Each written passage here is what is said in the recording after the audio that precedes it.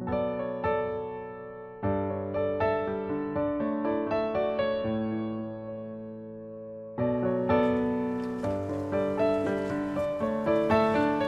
morning, Earthlings. This is a really good peach, but it had a little bad spot on it. Does that mean the whole peach is bad? Here goes another sermon from Cher.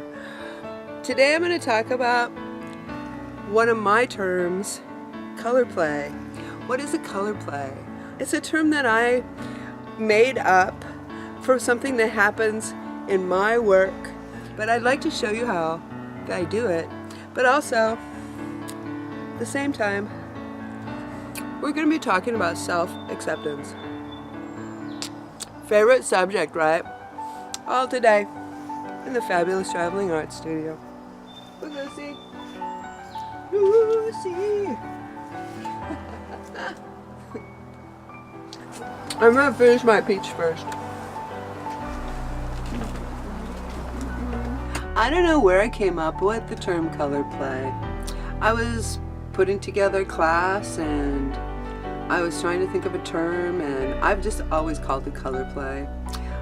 When the colors play. So I'm using this limited palette. These are colors that I chose for my color play class. But I'm finding that these colors are actually really, really good for everything. What is a color play? I'm glad you asked. Right here, right now, is a color play. Ooh. See? That's it. Okay, now that you know that, you can all go home now. Okay, so that's not it. I mean, yeah, it is it. But some colors play better than others. You just get your paper good and wet. You figure out what color you're going to paint, where you're going to paint it, where your shape is going to be, and then you just have at it. Ba-dum-bum. There, right there. That's it. That's all it is. I made up some really great term for something that's so simple. Remember, this one here is the ochre. That sits right on the top. That took over that. With some indigo. Boom. So what do we use a color play for? Well, I'm glad you asked that too.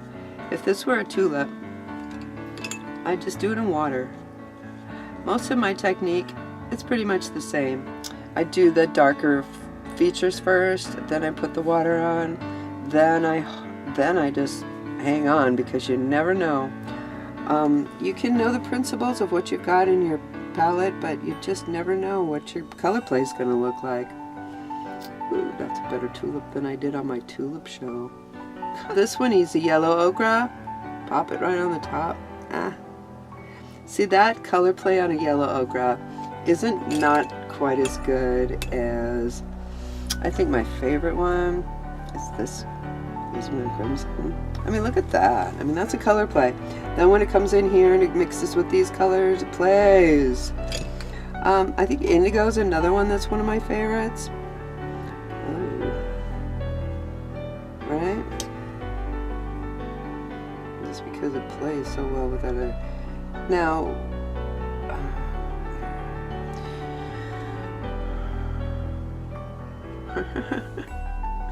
that's pretty damn ugly. It's just, I'm just showing you this technique. Don't look at the picture. Just look at the technique. So when you first get your palette, what you're going to want to do is to play to see where these colors are going to go. You're going to start with the yellow and you're going to see what happens. There might be too much water on there. Go to yellow ochre. Oh, that was a kind of cool thing. Just go right through your palette and kind of figure out, whoa, that's really great tulip color, actually. Oh, I messed it up.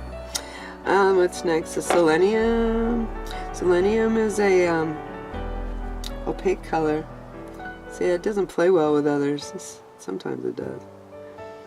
Cobalt is an excellent color play color. Cobalt goes all over the damn place, and it mixes so nice with everything. Then we got indigo.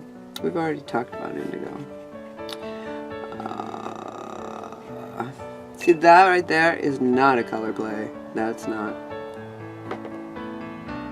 Now it is. Now it is some more. That's really all it is. So now I'd like to show you what color play looks like in my work. There's this little tadpole, and you can see that the color play along the back here is that yellow ochre. If you notice my work, everything you got is a color play, and if it doesn't play, it's not really my work. I'm trying to find an example. Well, there's a lot of examples in my studio. You can see the color play in here. This one is just loaded with color play, all in here. I think the greatest example is in this one that I call my masterpiece. It's all color play. I mean, if you look at her real close, all I did was put water all over it and put the color in there and let the colors play.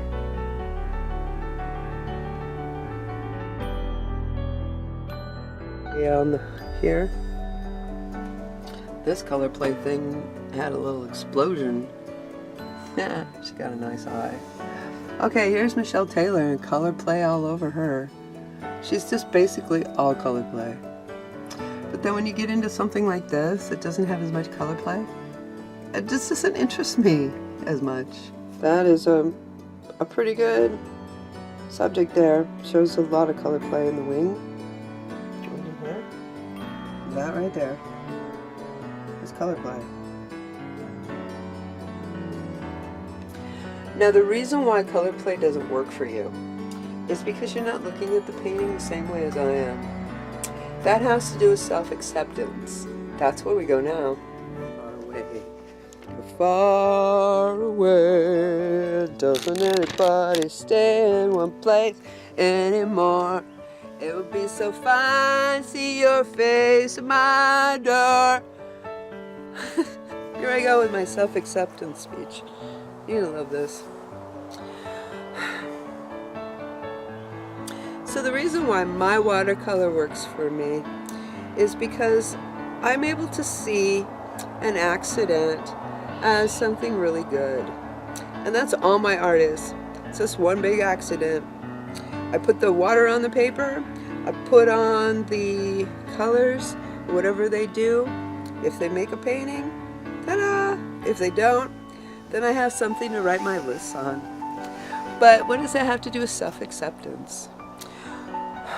Well, none of us are perfect, but we were created to be on this planet together, and I think that's a really cool thing. But if we don't accept ourselves the way God made us, doesn't that just really not sound good? If you had a child that you thought was absolutely beautiful, absolutely the best thing in the world, and she goes, I don't like my nose, I don't like how I look. Well, what does that make you feel like? She looks just like you. But where did the self-acceptance come from? I've been through a lot, and on the end of it, I just know that here I am, and God loves me. And so with that kind of a thought in mind, as I watercolor, I know that I'm the creator this time. And wherever I put the paint, I put it there on purpose. And the paper is like us. Actually, I really like that. The paper is us. And the painter is Yah. And his brush is all the circumstances in our lives. And so if he sees fit to make things a little odd or a little hard or a little rough, it's only because he wants the painting to be beautiful. I don't wear makeup. A lot of times I come on, I haven't combed my hair. Sometimes I even come in my pajamas. I really don't care. You see me the way I am, and if you can't accept that, I'm sorry, but most people can. I mean, if I'm watching a video and the lady's hair is all crazy, aren't you just looking at her hair instead of what she's saying? I guess I should take it that way. Anyway, back to self-acceptance. I'm not really sure where it came from, but when I was able to accept that little child inside of me, I was able to free myself of a lot of nasty, horrible stuff. I think a lot of it has to do that my father left when I was very young. I didn't grow up with a father telling me that I was beautiful or that I was his princess, and so I wasn't beautiful. I wasn't anybody's princess. It wasn't until I married Enrique in my 40s that I realized that I was beautiful. Was it too late? My wrinkles had started and my hair was all gray. Was it too late to realize that you're beautiful? Well, as I began to see myself the way he saw me, I began to see myself a little different. You don't have to be skinny to be beautiful. You don't have to have anything. All you have to do is just realize your Father Yah created you this way, whatever way it is. And if he did that, he must have had a really good plan. It wasn't until years later that I was able to see that God loved me the way I was. So I began to love myself the way I was. And that's a very freeing thing. So now you know a little bit more about what I mean when I say color play. And I hope you take my technique with you into your watercolor. But mostly, I hope that you're able to see yourself the way God created you. Oh, I hear the phone. Till next time, I'm going to work.